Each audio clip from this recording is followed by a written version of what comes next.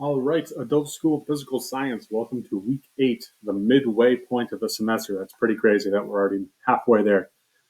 So tonight, our topic is light in the electromagnetic spectrum. It kind of piggybacks off of last week's stuff of energy.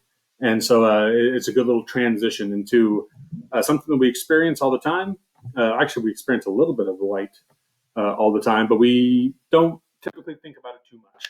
So let's dive into it. So first things first, obviously here's our dashboard. You'll see something similar when you sign on to Canvas.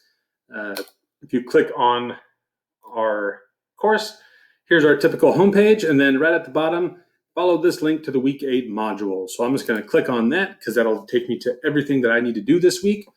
And so we have our discussion board, the visible light in the electromagnetic spectrum. So this is just a short video. Actually, I shouldn't say, no, it is short. It's about 5 minutes. Not our shortest one, but still short. And so just two quick questions here. What is the difference between wavelength and frequency? They talk about that in the video, and it'll be very important for the lecture to really get a good, full, complete picture. So I would recommend doing this discussion board before you get into watching this lecture. So feel free to pause this and go ahead and do this part. But so the second one, in the video, they say that our eyes can see the visible portion of the electromagnetic spectrum. So I want to know, like, what other types of light are there that we can't see, that we don't get to experience with our own eyeballs? There's different ways for us to see different parts of the EM spectrum, but we don't get to see all of it. And so you might hear me say EM spectrum a lot as opposed to saying electromagnetic spectrum. And so just know that those two are interchangeable. Okay, cool. So there's your discussion board, nice and quick. Let's make sure we're getting it done. 10% of your grade. It's a whole letter grade difference. So say if you did spectacular work, you had, say you went in with a solid B plus to the end of the semester. If you hadn't done any discussion boards, that B plus becomes a C plus, just like that. So they're quick and easy. Just make sure you get them done. They're not being taken down, so you have time to go back and do any maybe you haven't completed. CK12 link. So if you click on that, here you go. This will take you right to CK12, and it'll take you right to our class. A couple comments on this. And so the week 3 work, which was, back at the start of the semester, still missing it from 7 people. So make sure if this is you get on there and get it done. And then I semi-expect this, but I hope this jumps up a little bit more as we progress. Only 40% of people have done week 4. As we get into week 5, 14 haven't done it. And then week 7, we're down to just only 5 having done it. Now, obviously, I don't expect a lot of people to have this one done because it's just being posted today.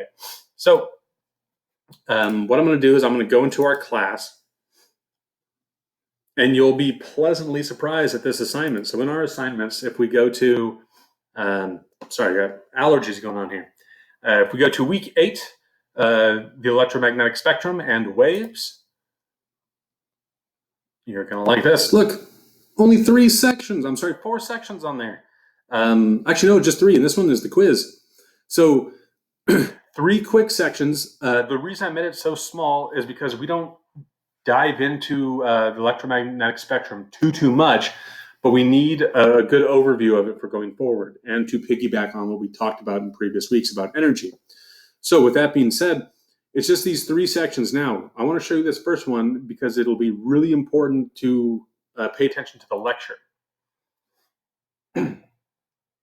So notice here, all there is this one little sort of activity that you can do to practice for the EM waves and their properties, but then it hops right into adaptive practice. So it doesn't give you much in the way of backup information or background information to get you prepared for this. That's why the PowerPoint and the lecture will be very, very important for completing this part of the CK12 work. The other sections like wave particle theory, you have your normal articles, videos, real world examples, and then your adaptive practice. But for that first one, it is pretty short in what it offers you. And so let's just go ahead and hop into this week's lecture. So actually, now let me hop back real quick. That's your CK12 work. So this is the link to the week 8 lecture the week 8 PowerPoint with no lecture. So if you go in there, you click on that, you get taken right to the PowerPoint, and it'll get you going there. So with that being the case, let's hop into that PowerPoint. And then when you go to the week 8 module, there's going to be one more down here. That'll be very similar to up here where it says week 7 PowerPoint with lecture. You'll have week 8 PowerPoint with lecture. So I'm going to hop into this and we can start to present it. So we are talking about the electromagnetic waves and the electromagnetic spectrum. It is a fascinating topic and subject that we can literally do an entire semester on. But we're going to just boil it down to the basics here. So light is a really cool thing. You could take like a straight light beam, put it through a prism, and then you get this smear of color. And so that tells us a little something that we'll get into here. All right. So there are transverse waves without a medium, meaning that if one wave is going this way, the other one's going this way. We'll bring up the visual through there. So you can see that they're transverse waves. So you can see that this wave, as it propagates through, has different properties, which we will talk about. But the main thing here is they can travel through empty space, that they don't need a medium. So like energy waves need a medium, like waves at the beach. Those waves coming in, because it's the same type of idea there. It's still waves. It's just this movement of either energy particles. But at the beach, they need the water to transport that energy in the form of a wave. And so electromagnetic waves don't need a medium. They can travel through empty space, and they travel at the speed of light, which is super quick. So a couple things. One of the things they talk about in the video that we'll need to know here, they talk about wavelength, they talk about amplitude, and they will talk about frequency. Now, we don't see frequency here, but we will get into it. So the wavelength is just the distance from one peak to one peak, or a crest, a distance from crest to crest, or a difference or the distance between the two troughs. So we have crests and troughs, and so the length between the two similar points would be your wavelength. And then the amplitude is how high that wave goes. And this will be important when we're talking about like radio waves, microwaves, but this amplitude sort of gives us an idea of the energy of the wave as well. So here we go. The main thing from this slide here is that they travel as vibrations in the electrical and magnetic fields, which means that the direction that they're going, there's two fields involved. There's the magnetic field and the electric field. And you can see they are perpendicular to one another. We can see, once again, they're shown wavelength here from trough to trough this time. And the magnetic field goes one way, the electrical field goes the other way. But the idea is that these are all vibrations. And they have some magnetic properties and they have some electrical properties to them.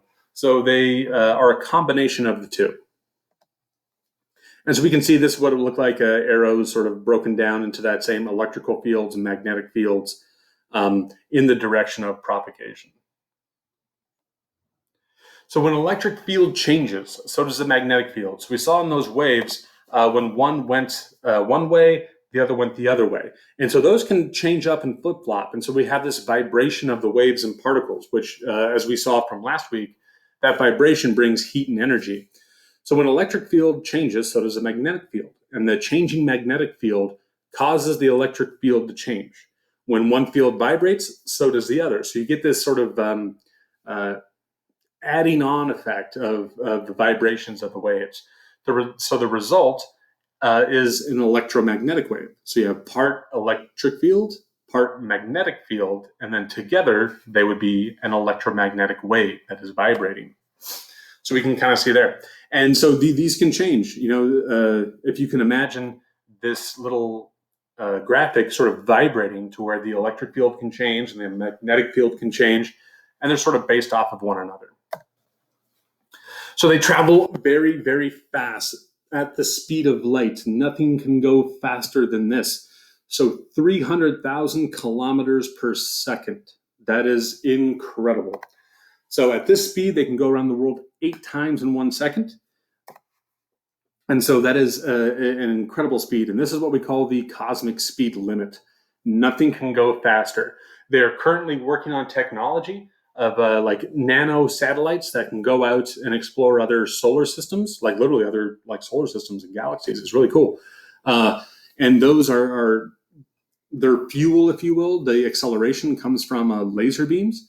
And so even that light, to move a tiny single gram nano satellite, the max that they can get it up to is 20% of the speed of light, which doesn't sound like much, but that is still an incredibly fast number.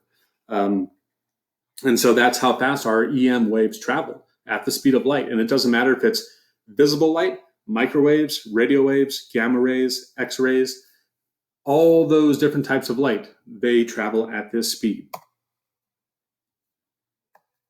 All right. And now we get to a really interesting part when it comes to light. So it's based off of the electrons. So electrons rule the world in chemistry, and they sort of rule the world in physics a little bit. And so light can act as both a wave, like a full-on wave, or it can be a singular particle, which is pretty interesting. It can be two things, not at once, but it can be two things. It is a wave until it is measured. And that gets into some like freaky physics that we won't get too much into, but it's a really cool topic. I'll recommend a book called The Fabric of the Cosmos by Brian Greene. Excellent book that talks about that, and it's mind-blowingly cool stuff. So electromagnetic radiation has properties of waves, but can also be thought of as a stream of particles. So the example being light. Light as a wave behaves as a transverse wave, which we saw in those graphics before, of the magnetic field and the electric field being perpendicular to one another.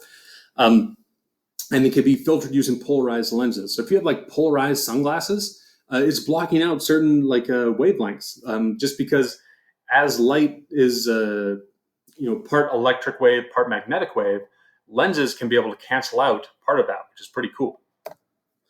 So light as a particle, so as a photon. So when directed at a substance, light can knock off an electron, which is called the photoelectric effect. And when it can knock off an electron, there's a change in energy. When we have a change in energy, we're going to see we have light given off on occasion. Now, this is pretty much exactly how solar panels work. The sun comes in, those electromagnetic waves, which are UV radiation, hitting the solar panel, knocks an electron off, and we have a change in energy. And that's where it can build energy from. It's really, really cool. So there we go. So you can imagine these little light waves coming in, hitting the solar panel, bouncing back off, knocking an electron away. It's a pretty phenomenal process. And especially it's a great engineering process to be able to come up with that as well. So the EM spectrum, or the electromagnetic spectrum, is the name for the range of electromagnetic waves when placed in order of increasing frequency. So now we have this new term coming in, frequency. And so if we look at the bottom here, you see that squiggly line? So frequency, and you'll learn this from the video as well, is how many times a wavelength passes by a given point in a second. So therefore, if you have a high frequency, it means you have a ton of vibration, because the key to remember here is all light is moving at the same speed.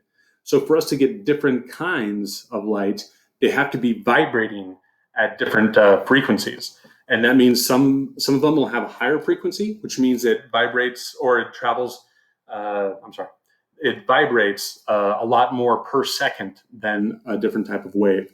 So if we just look at it here, so radio waves are our longest ones. And so they have this really, if you look down at the bottom here, that thing always comes up. But if you see that squiggly line down here, so as it gets closer to this side over here, you can see that these, the distance between here and here gets shorter and shorter and shorter and shorter and shorter and shorter. And so that means that the frequency is increasing. So radio waves don't have that high of a frequency, but they have a very long wavelength. And then gamma rays and X-rays over here, they don't have a very long wavelength, but they have a very high frequency. And so we can see that those two are inversely related. If you have a long wavelength, you will have a short frequency. If you have a short wavelength, you will have a high frequency. And that's an important thing for us to remember. So we can sort of see here in increasing frequency, radio waves are very long. Microwaves get a little bit shorter, and we keep getting shorter into infrared. There's many technologies that work there. Also is used in many household appliances. Then we have the visible light or part of the spectrum. This is what we can see with our eyes. I'm sorry, I got a little itch in my nose. Then we have ultraviolet rays, which are coming from the sun. We have X-rays, like if you go to the doctor or the dentist and they have to take those X-rays. You can see it's a very powerful uh, part of the EM spectrum, and you might think like, well, isn't that like dangerous? Which it is. There's a lot of radiation in gamma rays and X-rays, but you get such a small dose when you get an X-ray that it's inconsequential.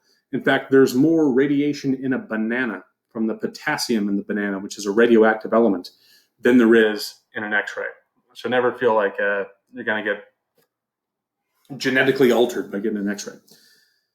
And so radio waves, very long. Microwaves, like they're able to vibrate at such a frequency that they can get the particles in the food to sort of start vibrating and heat up, which is how they cook your food. Infrared, now that means below the red portion of the spectrum. And then we get into visible light, ultraviolet, so that ultra means above violet. And then we have X-rays, then we have our gamma rays. So notice the wavelength is long for radio waves, meaning that they have a very long stretch between the wavelength being from peak to peak or trough to trough. Very long wavelength here, about the size of humans and buildings for radio waves. Microwaves get a little bit shorter with their wavelength, and then we get down to like X-rays, where this is a very, very short distance. And we're talking about the size of atoms for X-rays. Infrared, it gets to about bacteria size, cell sized, and then gamma rays, which are the most powerful rays we have, are about the size of an atomic nucleus. And if you remember from lectures past, the size of the nucleus of an atom is like a fly on the mound of Dodger Stadium. Speaking of which, Dodgers won yesterday. That was pretty phenomenal, right? If you're a baseball fan. And the Lakers won too. It's a great day for LA sports. But anyway, back to the topic here.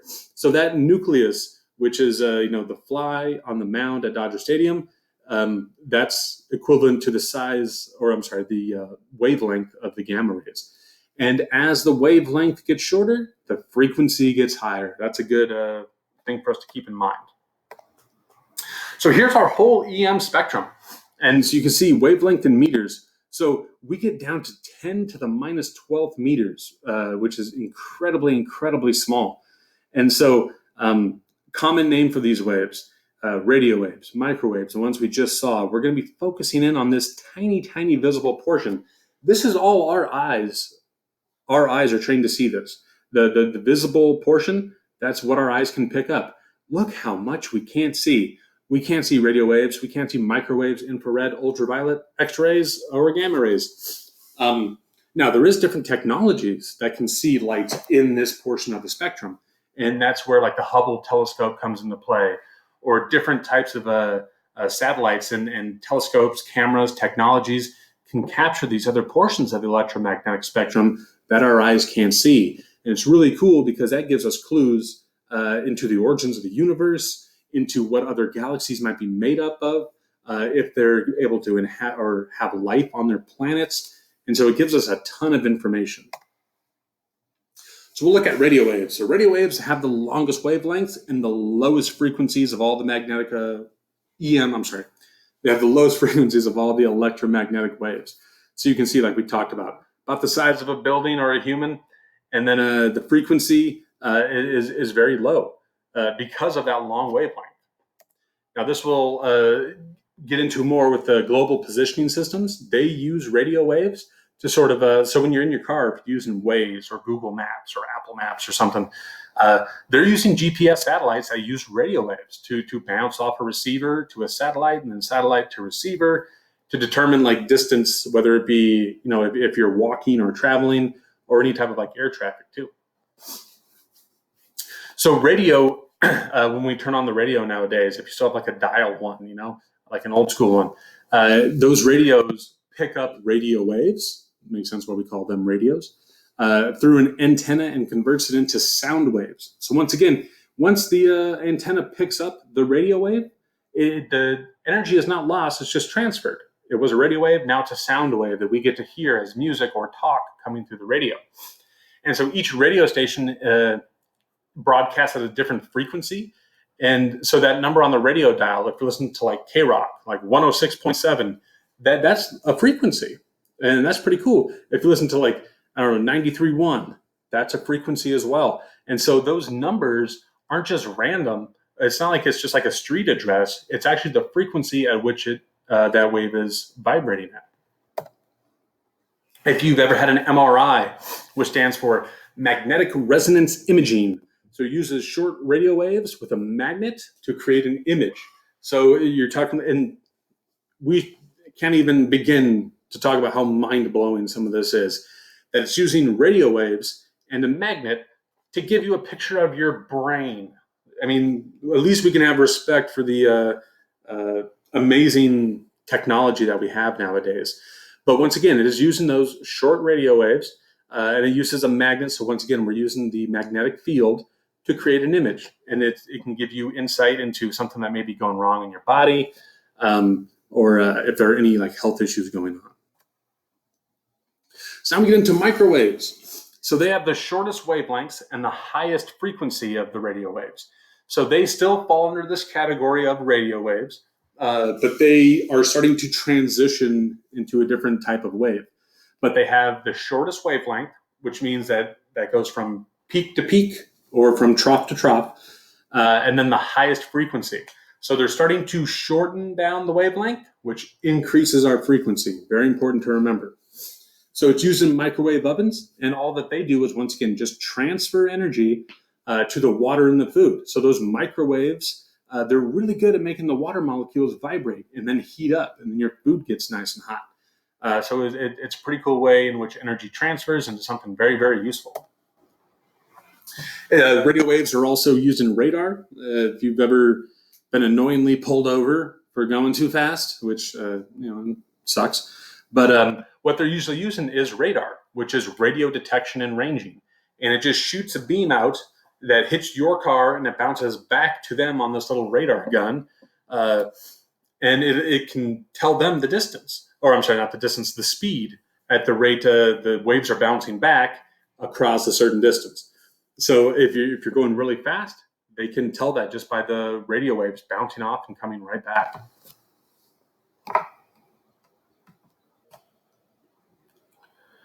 All right, so now we have infrared rays. So infrared rays, they're below the red portion of the EM spectrum. So infra meaning below, and then red, the red color. So once again, we have a shorter wavelength, which we know by this point is going to mean our frequency is going up. And so we are now transitioning away from the radio and microwaves into infrared rays.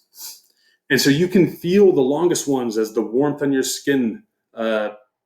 So warm objects give off more heat energy than cool objects. So if you have like a lamp where like the bulb gets really hot and you can sort of feel that, you're feeling infrared electromagnetic waves. So you can have a thermogram, therm meaning heat, heat meaning energy. So a thermogram will give you a picture that shows the regions of the different temperatures on a body, whether it be like a house and they're trying to like figure out if there's people inside, or they'll use this for like search and rescue to look for like the warmth coming off of a body, the infrared heat coming off. And so temperatures are calculated by the amount of infrared radiation given off. And so different parts of your body where blood flow may be higher are going to have different colors for infrared as opposed to cooler spots. Now we get into visible light, which is the portion we can see. So once again, our wavelengths getting shorter, frequencies are going up. And so these are the waves that we can see. So the longest one is red. Red is a really long wavelength for color, now relatively, because it's still incredibly small. And then the shortest one is violet or purple light. So as we go from red to violet, the colors that we cross in between, we are getting more and more energetic because the frequency is getting higher.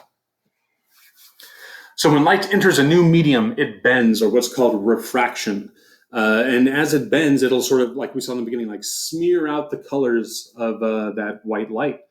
And so each wavelength bends at a different amount, allowing the light to separate into its various colors. And so this Roy G. Biv has been used for a while. It's the colors of the visible spectrum.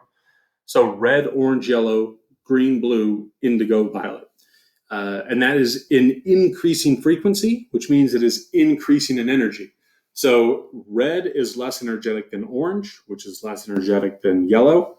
And violet has more energy than indigo, blue, green, yellow, orange, and red. So that's the little order we go in. Now, if we go ultraviolet, which means we go above violet. So once again, same pattern happening here. Wavelengths are shortening, which means that the frequency is going up, which means the energy is going up, and they can carry way more energy than visible light. So when you step out into the sunlight and you feel it warming your skin, that's ultraviolet radiation you're getting. If you go to a tanning bed, same thing. Now, this is used to kill bacteria. It can be used as a sterilization equipment, UV rays. In a lot of high school classrooms, they'll have the goggles for, the safety goggles for labs. They have a little container in the back that they put them in. You lock it up and you turn it on, and it's UV rays hitting the safety goggles to kill off the bacteria. And so it can be used for sterilization of equipment. And too much of it is not good. If you spend too much time out in the sun without sun block on, you can develop different types of skin cancers, and it could burn your skin, obviously. And so too much of it, not good. And so, but another thing that it does, we're not going to get into it because it's not a biology class, but it causes our skin to produce vitamin D, which is great for our teeth and bones. So you do want to get out into the sunshine on occasion, but wear sunblock and don't be out for, hours and hours and hours, because then you can run the risk of skin cancer and such. Now we get to X-rays. And once again, getting shorter, higher energy. These ones, we're getting to the range where some of these rays are very dangerous for human beings, not only for us physically, but our DNA as well. So they carry a ton of energy, and they can penetrate most matter. Now, one of the things that they can't fully penetrate is our bones. That's why in a X-ray, you can sort of see through the body, but it highlights the bones because it can't necessarily pass through them. So bones and teeth absorb those X-rays. The light part of an X-ray image indicates a place where the X-ray was absorbed. So something like this, it's going to go through the little flaps of the bat, and then the parts that it can't go through, like the bones and the teeth, and even some of the cartilage here, it'll absorb it, and that's what is shown up as the bright spots on an X-ray.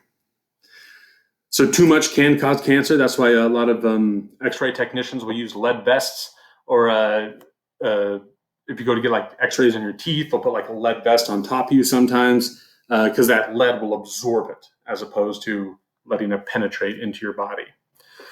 So engineers use it for looking for cracks in structures. Once again, because you'd be able to see what is absorbing it and what is it passing through. It's going to pass through the cracks, obviously.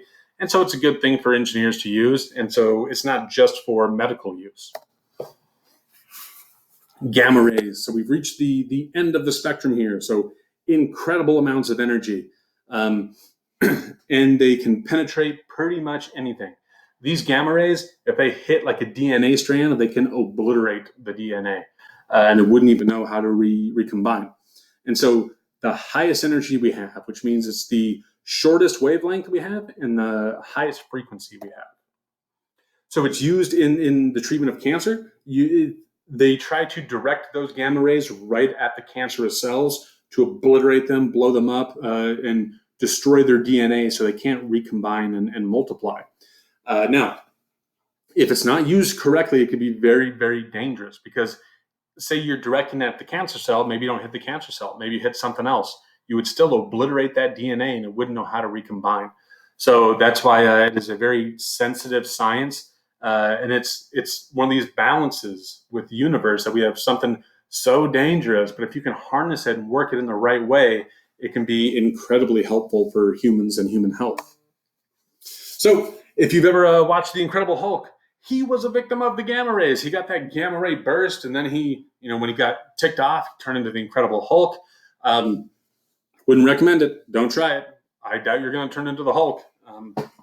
The Hulk was a victim of the gamma radiation. He is the only case of not being obliterated by it. So there's a little fun fan fiction there for you if you want. So exploding nuclear weapons. So when the atomic bomb goes off, when hydrogen bomb goes off, they emit gamma rays. These also happen in the explosions of stars, and they could It's one of the little like doomsday scenarios, something that could wipe human beings off the planet, is if there's a gamma ray burst too close to us in out in space. It could literally be an extinction event for us. So just briefly summing everything up, all waves travel at the same speed. Look at that, 300,000 meters per second in a vacuum. That's an incredibly fast speed.